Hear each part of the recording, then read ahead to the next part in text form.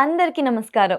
Welcome to it's you TV. ప్రస్తుతం మనతో పాటు ఉన్నారు ప్రముఖ ఆధ్యాత్మికవేత్త, జ్యోతిష్య వాస్తు పండితులు డాక్టర్ నిట్టల ఫణిభాస్కర్ శర్మ గారు. గురుగారితో మాట్లాడి ఈ ఉగాది పంచాంగం ప్రకారం 2026 శ్రీ పరాభవనామ సంవత్సరంలో ద్వాదశ రాశుల వారికి కూడా ఏ విధంగా ఉందో తెలుసుకుందాం. నమస్కారం గురుగారు. నమస్కారం అండి. ఉగాది అనగానే ఉగాది పంచాంగం. మరి 2026 శ్రీ పరాభవనామ సంవత్సరంలో మీనరాశి వారికి ఏ విధంగా ఉండబోతుంది? మీనరాశి వారికి పరాభవనామ సంవత్సరంలో ఆదాయం 14, వ్యయం 11, రాజపూజ్యం 7, అవమానం 2. గత సంవత్సరంతో పోల్చుకుంటే చాలా మెరుగైనటువంటి ఫలితాలు ఈ సంవత్సరంలో ఉన్నాయి. రాజపూజ్య అవమానాల్లోనూ ఉన్నాయి, ఆదాయ వ్యయాల్లోనూ ఉన్నాయి. ఇంకో విషయం ఏంటి అంటే, గత సంవత్సరం చాలా ఇబ్బందుల్ని అనుభవించినటువంటి రాశుల్లో ప్రధానంగా మీనరాశి ఒకటి. వీరికి గురుబలం లేదు, ఏలినాటి శని దోషం ఉన్నది, వ్యయరాహు యొక్క స్థితి ఉన్నది. అంటే ఇంకా చెప్పుకోదగ్గటువంటి పరిస్థితులు ఏమీ లేవు. అన్లెస్ అంటే వీళ్ళకి జాతకంలో ఉన్నటువంటి దశలు బాగుండి ఏదైనా కొంత ఓవర్కమ్ చేస్తే చేయవచ్చేమో, కానీ ఎన్ని కష్టాలని అనుభవించాలో అన్నీ వీరు అనుభవించారు. శరీరం ఆకృతి పాడైపోతుంది, ఫస్ట్ వెయిట్ గెయిన్ అయిపోతారు, అందం పాడైపోతుంది, అలాగే రూపురేఖలు పాడైపోతాయి. వీళ్ళు చూడండి, ఇంకా అతిశయోక్త కాకపోతే చాలామంది మంచి తెల్లగా ఉండేటువంటి వర్చస్సుతో ఉండేటువంటి వాళ్ళకి ముఖం నల్లగా మారిపోవడము, చర్మ సంబంధమైన సమస్యలు రావడము, జుట్టు రాలిపోవడం దగ్గర నుండి అనేక రకాల సమస్యలు ఉంటాయి. కారణం ఏంటి? జన్మరాశి యందు శనేశ్వరుడు. తేజో హానిర్ మతిర్ భ్రంశో మనఃపీడా భయంతదా.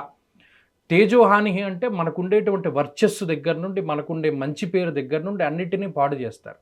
మతిర్భ్రంశో ఎప్పుడు గుర్తుపెట్టుకునేటువంటి వాళ్ళు ఏదైనా ఇంపార్టెంట్ పని మీద వెళతారు, ఆ ఫైల్ మర్చిపోతారు. అంత దూరం ట్రావెల్ చేస్తారు, అక్కడికి వెళతారు, ఇంపార్టెంట్వన్నీ మర్చిపోతారు, లేదా ఏదైనా కీలకమైన డాక్యుమెంట్ మర్చిపోతారు. ఇలా మతిర్భ్రంశో, బుర్ర పనిచేయదు. మనఃపీడా భయంతదా, ఏదో ఒక మానసిక అలజడి ఉంటూనే ఉంటుంది వీళ్ళకి. ఈ పని అవుతుందా అవదా, నెగిటివ్ థాట్స్ ఎక్కువగా వస్తాయి. ఇదేంటి, మన దగ్గర అన్నీ ఉన్నాయి కదా, మనం అన్నీ చదువుకున్నాం కదా, ఎగ్జామ్ ఎందుకు రాయలేకపోతాం? వీళ్ళు మనసులో ఒకటి పెట్టేసుకుంటారు, మనకి ఏదైనా ఇబ్బంది వస్తుందేమో అనుకుంటే అది నిజంగానే వస్తుంది. అన్నీ ప్రిపేర్ అవుతారు, అన్నిటినీ చదువుకుంటారు, అన్నిటినీ శ్రద్ధగా నేర్చుకుంటారు. కరెక్ట్గా ఎగ్జామ్కి వెళ్ళేటప్పటికి జ్వరం వస్తుంది, ఓపిక ఉండదు, లేదా ఏదైనా ఇబ్బంది కలగచ్చు, అవాంతరం రావచ్చు. అలా చివరాఖరణ పాడైపోయినటువంటి విషయాలు గతంలో చాలా ఉన్నాయి. అలాగే వ్యయమందు రాహు దారిద్ర్యం ధననాశంచ నేత్రపీడ రిపోర్భయం కార్యవిఘ్నం ప్రవాసంచ అన్నారు. 12లో రాహు పడుకోనివ్వడం. అప్పటి వరకు మనం సంపాదించుకున్నటువంటి ఆస్తిని ఎవడైనా పట్టుకుపోతాడేమో, లేదా మనం ఏదైనా నష్టపోవలసి వస్తుందేమో, ఈ నెగిటివిటీ పూర్తిగా ఉండడం వల్ల నిజంగా దాన్ని అనుభవించేటువంటి పరిస్థితులు వాళ్ళకి వచ్చేస్తాయి. అటు అర్ధాష్టమ గురుడు అంటే ఆయన చతుర్థ స్థానమందు యాచనం, బుద్ధి చాంచల్యం, తేజోహానిర్ ధనవ్యయం. ఇటు చూడండి, అటు శనేశ్వరుడు చెప్పినా, రాహువు చెప్పినా, గురుడికి చెప్పినా ధనవ్యయం, తేజోహాని, ఇవే ఎక్కువగా చెప్పుకుంటూ వచ్చారు. అంత నెగిటివ్ ఫేజ్ని అనుభవించారు వీళ్ళు. ఈ సంవత్సరంలో ఈ ప్రతికూలించేటువంటి గ్రహాల యొక్క సంఖ్య తగ్గిపోయి అనుకూలించేటువంటి గ్రహాల యొక్క సంఖ్య పెరుగుతోంది. రాహువు 12వ భావం నుండి మారిపోయి లాభస్థానానికి వెళతారు. గురువు అర్ధాష్టమ స్థానం నుండి వెళ్ళిపోయి పంచమ స్థానానికి వెళతారంటే ఒక రకమైనటువంటి బూస్టప్ దొరుకుతుంది. అంటే మీరు గమనించండి, ఒక ఎడారిలో వెళ్ళిపోతూ ఇంకా మనకి ఏం లేదురా, నీళ్లు లేక మనం ఇది అవ్వవలసి వస్తుంది అనుకునేటువంటి వాడికి ఒక చక్కటి మంచి కూలింగ్ వాటర్ బాటిల్ దొరికితే వాడికి ఎంత ఉపశమనంగా ఉంటుంది. అలా ఈ గ్రహస్థితి మీనరాశి వాళ్ళకి ఉంటుంది. చాలా అద్భుతమైనటువంటి స్థితిగతులు. అంటే వాళ్ళు ఊహించరు జీవితంలో ఇంత పాజిటివ్ మనకు వస్తుంది, లేదా ఇంత అవకాశం మనకు వస్తుంది అని వాళ్ళు ఊహించరు. అటువంటి విధంగా జరుగుతుంది. ఏముంటుంది, గురుడు 5వ స్థానంలో అంటే స్వకర్మ రతిహర్షితం అన్నారు. అర్ధసిద్ధి సదారోగ్యము స్వకర్మ రతిహర్షితం సదా స్వజన సౌఖ్యంచ అన్నాడు. అంటే వీళ్ళని నమ్ముకుని ఎవరైతే ఉన్నారో వారందరినీ కూడా వీరు ఉద్ధరించగలుగుతారు.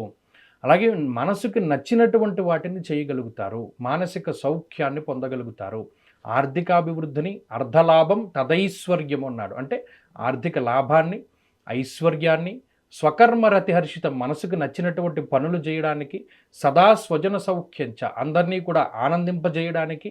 అంటే వీడి పని అయిపోయింది అని ఎవడైతే అనుకుంటాడో వాడి దగ్గరే వీళ్ళ యొక్క ఉన్నతిని ప్రదర్శించగలుగుతారు. అప్పుల పాలైపోయాడు, లేదా వీడి జీవితంలో డబ్బంతా కోల్పోయాడు, నష్టపోయాడు, వీడి ఇంకా లేవలేడు అనుకున్నటువంటి సందర్భంలో ఈ సంవత్సరంలో వాళ్ళు ఎదిగి చూపించగలుగుతారు. లాభస్థానమందు రాహువు ఇక్కడ ఎటువంటి నష్టాలను ఇచ్చాడో అంత గొప్ప ఉన్నతిని ఇస్తాడు. గోవాజి గజ సంఘానాం క్షీరాన్నాది సుభోజనం అంటే లాభస్థానమందు రాహు గొప్ప ఉన్నతిని వెంటనే ఇవ్వగలుగుతాడు. నష్టపోయిన ద్రవ్యం ఉన్నది, నష్టపోయిన ఉద్యోగం ఉన్నది, దాన్ని వెంటనే సంపాదించుకోగలుగుతాడు. గతంలో ఒక 2000కో 3000కో ఉదాహరణకి ఒక ఉద్యోగం చేస్తే ఇప్పుడు అది 10,000కి పెరిగి వస్తుంది వెనక్కి. అంటే మనం వదిలేసాం, ఇంకా జీవితంలో ఆశలు వదిలిపెట్టేశాం అనుకునేటువంటి సందర్భంలో మరలా తిరిగి ఉన్నతమైనటువంటి స్థితి దక్కుతుంది. అది ఈ పరాభవనామ సంవత్సరంలో ఒక్క మీనరాశి వారికే జరుగుతుంది. అంటే అంత నెగిటివ్ ఫేజ్ అనుభవించినటువంటి వాడికి ఇంత పాజిటివ్ వస్తుందని వాళ్ళే అనుకోరు స్వతహాగా. అంటే సంతానంలో ఇబ్బందులు పడ్డారు, వైవాహిక జీవితంలో ఇబ్బందులు పడ్డారు, ఉద్యోగంలోనూ వ్యాపారంలోనూ డబ్బు అప్పు ఇచ్చి ఇబ్బందులు పడ్డారు, నమ్మి మోసపోయినటువంటి సందర్భాలు ఉన్నాయి, రోగాల బారిన పడ్డారు, ఆర్థిక ఇబ్బందులు చూశారు, సొంత బంధువులే వ్యతిరేకించిన పరిస్థితులు చూశారు, సొంత వ్యక్తులే చేదరించుకున్నటువంటి పరిస్థితులను చూశారు, అదృష్టం లేక ఇబ్బందులు పడ్డారు. ఇలాంటి సందర్భంలో గురుడు రాహువు చేసేటువంటి ఒక మ్యాజిక్ ఎలా ఉంటుందో కూడా వాళ్ళు చూడగలుగుతారు. చాలా అద్భుతమైనటువంటి ఫలితం ఉన్నది. ఏలినాటి శని ఉన్నా కూడా గురు రాహువులు ఇచ్చేటువంటి ఫలితం ముందు అది తగ్గిపోతుంది. అన్నిటినీ అధిగమించి ముందుకు వెళ్ళగలుగుతారు. అటు వ్యాపార పరంగా బాగుంటుంది, ఉద్యోగపరంగా బాగుంటుంది, స్థిరాస్తులను సంపాదించుకోగలుగుతారు. అలాగే ఏదైనా తాకట్టు పెట్టినటువంటి వాటిని విడిపించుకోగలుగుతారు. పరువు కోసం బతుకుతున్నాం అనేటువంటి పరిస్థితుల్లో బతికేటువంటి వాళ్ళు పరువును నిలబెట్టుకోగలుగుతారు, మాట నిలబెట్టుకోగలుగుతారు. వీరి పైన ఉన్నటువంటి ఈ భారం ఏదైతే ఉంటుందో బాధ్యత అనేటువంటి దాన్ని నిర్వహించగలుగుతారు. అలాగే అందరికీ సహాయం చేయగలుగుతారు. మరలా అపకారికి ఉపకారం చేయగలుగుతారు. గతంలో వీళ్ళకి అపకారం చేసిన వాళ్ళకు కూడా వీరు ఉపకారం చేయగలుగుతారు. అంత బుద్ధిని గురుడిస్తారు. కాబట్టి ఇది చదువుకునేటువంటి వారి దగ్గర నుండి, విదేశాల్లో ఉండేటువంటి వారి దగ్గర నుండి అందరికీ కూడా చాలా యోగించేటువంటి కాలము. మీనరాశి వారికి ఇది అద్భుతమైనటువంటి కాలం. అలాగే ఒక ప్రణాళికాబద్ధమైనటువంటి జీవనాన్ని గడపగలుగుతారు. ఇంత ఓర్పు, ఇంత సహనం వీరికి ఉందా అనేటువంటి విధంగా వీరు ముందుకు వెళ్ళగలుగుతారు. అంటే ఇది మొత్తం ఇయర్ అంతా ఉందా గురుగారు, లేకపోతే కొన్ని నెలలే అని చెప్పేసి మనం ఇందాక మాట్లాడుకున్నట్లే మొత్తం సంవత్సరం అంతా వీరికి డామినేషన్ ఉంటుంది, చాలా ఖచ్చితంగా ఉంటుంది. కొత్త వ్యాపారాలు మొదలు పెట్టాలన్నా కూడా ఎటువంటి సంకోచం లేకుండా చక్కగా చేయొచ్చు. ఓకే గురుగారు, రాజకీయ రంగాల వారికి, సినీ రంగాల వారికి ఏ విధంగా ఉంది గురుగారు? చాలా మంచి. ఇప్పుడు మీనరాశిలో పుట్టినటువంటి వారు ఎక్కువ మంది కళల మీదే జీవనాన్ని సాగిస్తారు. వీళ్ళు చాలా సెన్సిటివ్గా ఉంటారు. ప్లస్ ఒక సపోర్ట్ లేకపోతే వీళ్ళు ఉండలేరు.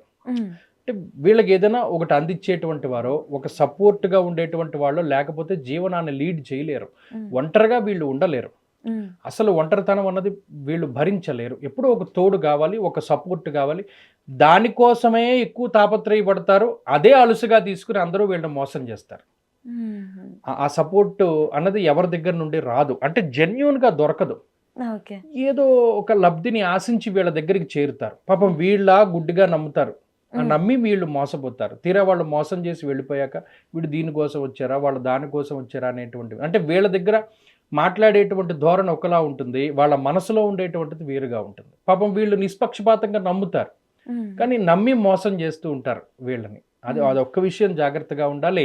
తర్వాత ఇందులో చాలామంది గొప్పగా ఆధ్యాత్మిక రంగంలో ఉండేటువంటి వాళ్ళు ఉంటారు. ఈ లగ్నాల్లో జన్మించిన, ఈ రాసుల్లో జన్మించిన వాళ్ళు ధర్మబద్ధమైన జీవనాన్ని గడుపుతారు. టీచింగ్ ప్రొఫెషన్లో ఉన్నటువంటి వాళ్ళు ఎక్కువ మంది ఉంటారు. మెంటర్స్ ఎక్కువ మంది ఉంటారు. అలాగే ఆయుర్వేద వైద్యం తెలుసున్నటువంటి వాళ్ళు, వైద్య రంగంలో ఉండేటువంటి వాళ్ళు, ప్రవచనకారులు, కళలను నమ్ముకుని జీవనం సాగించేటువంటి వాళ్ళు, మాటలు రాసేటువంటి వాళ్ళు, పాటలు రాసేటువంటి వాళ్ళు, వీళ్ళందరూ ఉంటారు. అలాగే హరికథ చెప్పుకునేటువంటి వాళ్ళు, మాటపరమైనటువంటి వృత్తి, మార్కెటింగ్ రంగంలో ఉండేటువంటి వాళ్ళు, వీళ్ళందరూ మీనరాశిలో వాళ్ళు ఉంటారు. వాళ్ళందరికీ ఈ సంవత్సరం చాలా బాగుంటుంది. ఓకే, ఎవరైతే కళని నమ్ముకున్నారో వాళ్ళకి అద్భుతంగా ఉంటుంది. మోస్ట్లీ వాళ్ళే ఎక్కువగా ఉంటారు, వాళ్ళకి బాగుంటుంది కూడా. జీవితంలో అభివృద్ధి అయితే చూడగలుగుతారు. ఈ అప్పులు, రుణాలు ఉన్నవి వీటి నుంచి ఉపశమనం బయటపడగలుగుతారు. ఓకే, వీళ్ళ కోసం ఏదైనా ఒక చక్కటి పరిహారం ఈ సంవత్సరంలో వీరు చేయవలసిందల్లా శనేశ్వరుడి అనుగ్రహం పొందడమే. శనేశ్వరుడు ఎప్పుడు ఏ విధంగా మనల్ని అనుగ్రహిస్తాడు అంటే ధర్మబద్ధంగా వెళితే ఆయన ఏమి చేయడు. మనం అన్నీ బాగున్నప్పుడు ఎవరినైనా మనం ఏదైనా చేసామనుకోండి, అదే మనకి తిరిగి రివర్స్లో వస్తుంది మన దగ్గర ఏం లేనప్పుడు. కాబట్టి కర్మగత ఫలితాన్ని ఇచ్చేటువంటి వాడు కాబట్టి సత్కర్మల్ని ఆచరించడము అంటే ఎక్కువగా పరమేశ్వరుడి యొక్క ఆరాధన చేయగలగడం, శివాలయానికి ప్రతిరోజు వెళ్ళడం, శనివారం సోమవారం శివుణ్ణి దర్శనం చేసుకోవడం, ప్రదోష కాలంలో దీపారాధన చేయడము, ప్రతిరోజు శివాష్టోత్తర శతనామావళి స్తోత్రాన్ని చదువుకుంటూ ఉండడము, వీలున్నంత వరకు శనివారాలు సోమవారాలు ఏకభుక్తంతో ఉంటూ ఉండడము, అలాగే ప్రతి నెలలోనూ ఆరుద్ర నక్షత్రము కృత్తికా నక్షత్రము వస్తూ ఉంటాయి. ఆయా సందర్భాల్లో శివుడికి అభిషేకం జరిపించుకోవడం ద్వారా ఈ సంవత్సరంలో మంచి ఫలితాన్ని పొందగలుగుతారు. వీళ్ళకి కలిసి వచ్చే రంగు గురుగారు? వీరికి తెలుపు రంగు చాలా బాగుంటుంది, అలాగే ఆరెంజ్ కలర్ కూడా చాలా బాగుంటుంది.